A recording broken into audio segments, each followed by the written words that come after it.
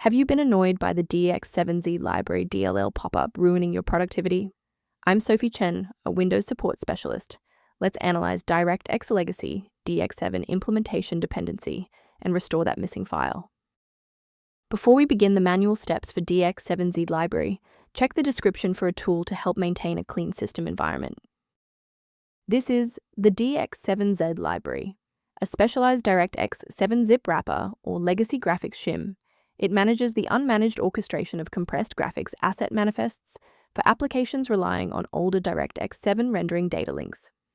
Understanding the file's role is a great start. Now let's look at replacing it. If DX7Z Library DLL is missing, it typically indicates a break in your system's rendering stack.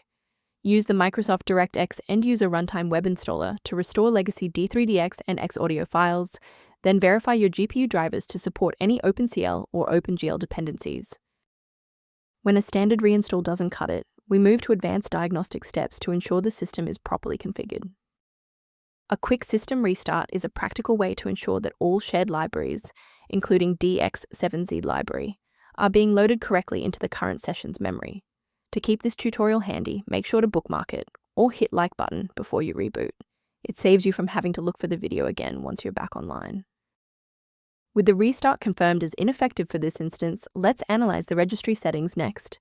If you need to pause the video while navigating the registry editor, feel free. If the restart didn't fix the library error, we need to manually repair the specific C++ Redistributable package. First, go to Control Panel, then select Programs and Features. Second, find every Microsoft Visual C++ Redistributable 2005 through 2022. Third, right-click each and select Change, then select Repair. If that fails, download the latest all-in-one VC++ Redistributable package from Microsoft's website. Please note that for DLL files with numbers, the number tells you which version to repair. For example, 120 equals 2013.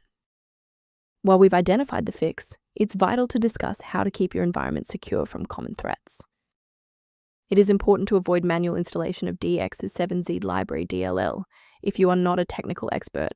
One wrong move in your system directory can prevent your computer from booting entirely and result in data loss.